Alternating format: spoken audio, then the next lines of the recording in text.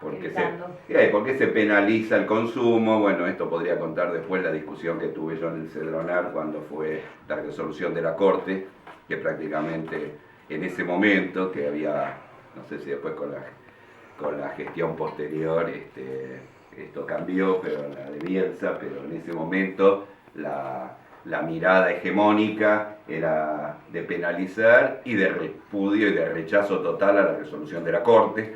En el encuentro COFEDRO, que es el encuentro nacional que convoca el Cedronar a todas las provincias, es decir, nosotros estábamos de acuerdo por despenalizar el consumo para uso personal y desde esa perspectiva tratamos de tener una mirada distinta, diferente sobre esta temática, es decir, empezamos a cambiar el concepto, planteamos que había usuarios de los servicios que tenían derechos, planteamos la mirada, bueno, como veníamos del área de derechos humanos, planteamos una mirada desde los derechos humanos, planteamos que había un uso problemático de sustancias, o sea, el problema no está en la sustancia, que es parte del discurso hegemónico también, sino que había un uso problemático y que depende de ese uso, la política que había que darse, dimos un debate fuerte en ese momento sobre el tema de las internaciones, porque detrás de las internaciones hay un gran negocio.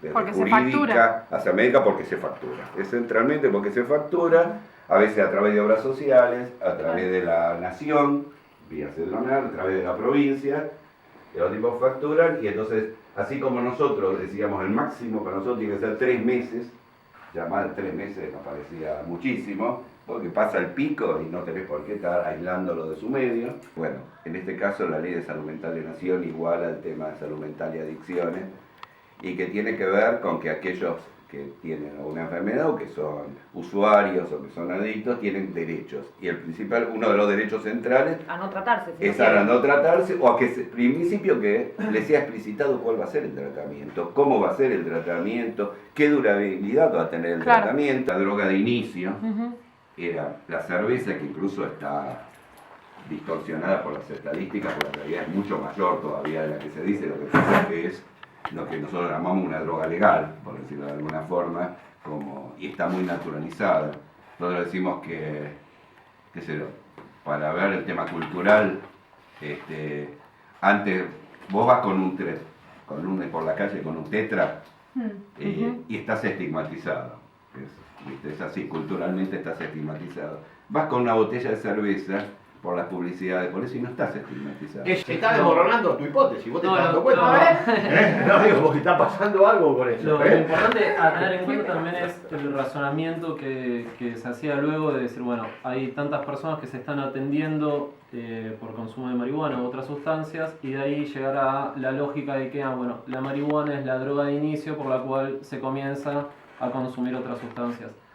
Por un lado, bueno, como decían, hay un sesgo de judicializado, si bien en esta encuesta no es mayor, hay un sesgo, y ese sesgo también pasa a los ámbitos sociales.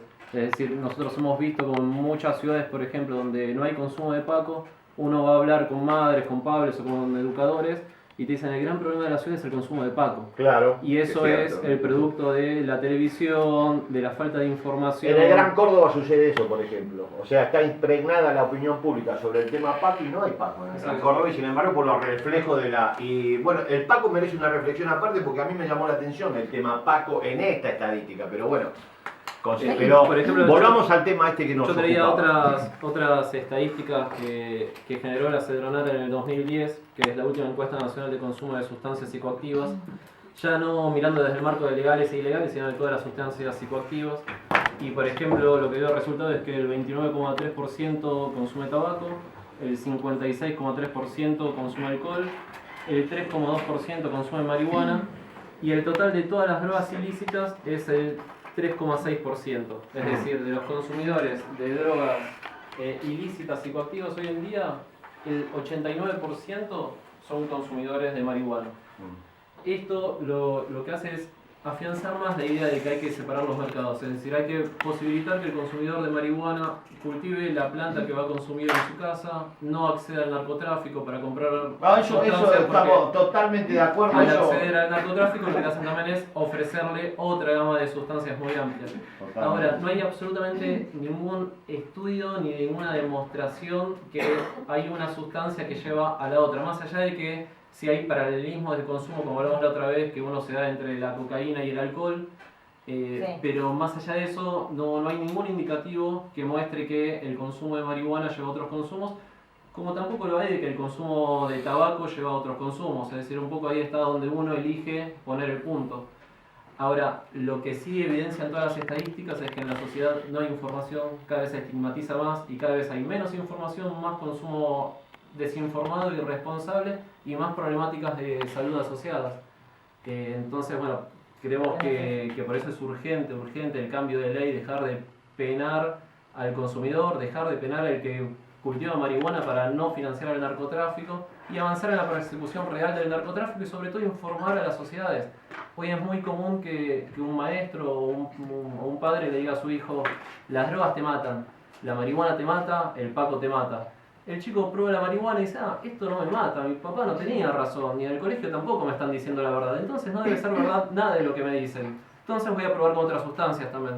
Entonces lo muy importante es empezar a dar información verídica, real, diferenciar lo que es una planta de un concentrado químico, producto de la cultura del hombre, y así se va a disminuir el consumo problemático realmente, no estigmatizando, metiendo preso a la gente.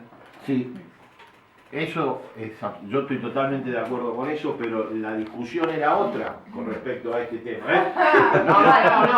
Perdóname. ¿Sabes lo que pasa? Que yo Para mí, no tengo ningún punto de diferencia con lo que acaba de expresar. Sí tengo un punto de diferencia con respecto a cómo interpretar este tema de que el 30% de los jóvenes que ingresan a la Secretaría, al circuito de la Secretaría de la Subsecretaría de Adicción en Provincia de Buenos Aires, refiere a haber ingresado por el consumo de marihuana como primer sustancia. Eso es un tema específico que no habla sobre no impugna el discurso de él, al contrario, ese discurso para mí es sólido, no sé, bueno.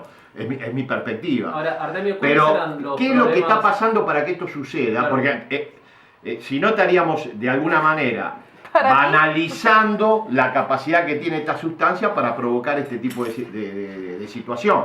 Lo mismo sucede con el alcohol. ¿Cómo es posible, lo dijo Eddie, cómo es posible que habiendo comprobaciones manifiestas de que el alcohol produce estos efectos, nadie efectivamente se encargue de aquella bebida que contiene alcohol? Claramente la cerveza tenga no solo su costado festivo publicitado, sino también explicitado que esta sustancia provoca estos efectos, para que la gente tenga información. A mí no se me ocurriría penalizar a alguien que toma cerveza, ni perseguir a nadie que quiere. Eso no. Ahora, también, de la misma manera te digo que yo creo que es censurable, repudiable no informar sobre las características de esta bebida de manera explícita, tan repudiable como el tipo quiere meter preso a alguien que consume cerveza, o más, porque quitas información. Lo interesante, por lo general, las personas que están internadas por rehabilitación son policonsumidores, no es que están solo por el consumo de marihuana.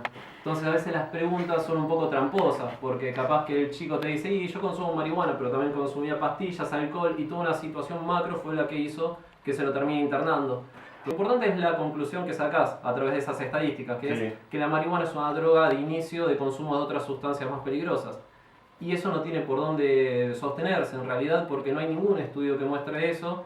O sea, si no se puede hilar, bueno, hay tantos chicos que están en rehabilitación y que dicen que consumen marihuana sin saber qué otros consumos tienen, sin saber bien cómo es que llegó ahí. Pero eso no, vos lo planteás como una inquietud tuya, eso yo no estoy como seguro. Como una inquietud, claro, como una inquietud no para estoy seguro analizar de que los eso datos. suceda. No sé, Eddie, que es el que... No, yo en general coincido, incorporaría algunas cosas, pero en concreto aproximadamente un 30% era de consumo de una sola sustancia y el resto era policonsumo. En ese caso se les pregunta con cuál es, digamos, la repregunta es con cuál empezaste vos, digamos, cuál es y ahí es donde se engancha, pero yo creo que hay otras variables que se cruzan ahí, reitero. Las otras variables con las cuales nosotros trabajamos también son los sectores sociales, sobre los cuales nosotros trabajamos, que no es un tema menor. No es lo mismo un joven con un cierto grado de información de conocimiento, de instrucción, de contención social en la escuela, en su casa, que sectores más excluidos donde el emergente primero puede ser masivamente la cerveza.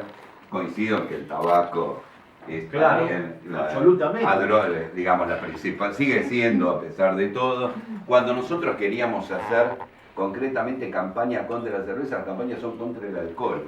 Yo fui Exacto, contra el alcohol. contra el alcohol. No es, si ustedes se fijan, la campaña no es contra la cerveza porque hay demasiados intereses para que la campaña sea contra la cerveza. Me acuerdo que... Y la cerveza es barata.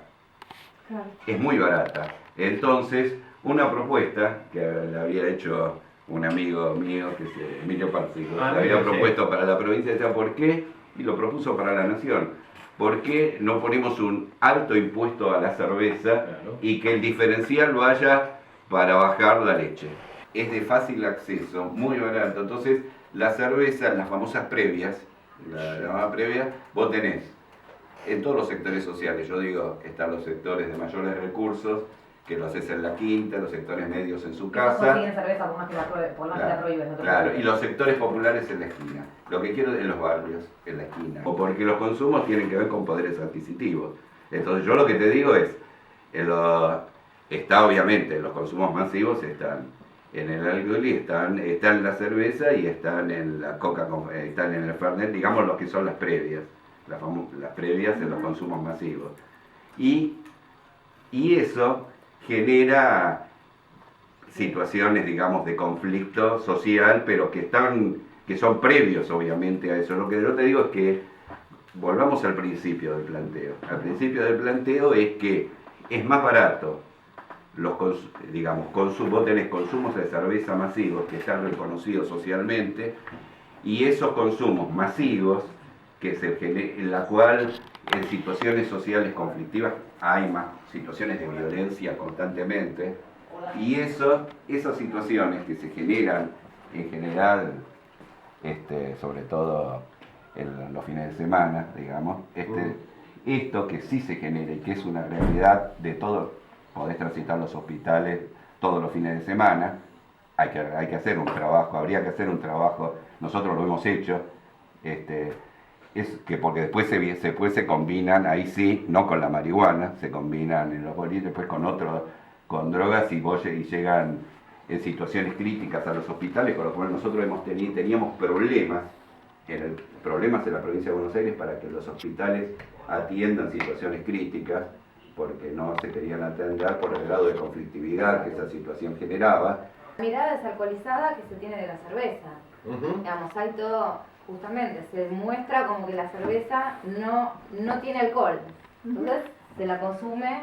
Hay una desalcoholización de la cerveza, en como en la publicidad. Sí, claro, por Claro, ejemplo, totalmente, en claro, toda te la levantás publicidad. una mina, sos el langa. Totalmente. Vos, digamos, cuando sabemos que, digamos, todo lo contrario, ¿no? Sí, Las capacidades no se potencian con el alcohol, al contrario. En este caso planteando, volviendo al tema de la marihuana, digamos, que yo creo que hay que diferenciarlo, totalmente coincido, hay que diferenciar los consumos, y en ese sentido hay que separarlos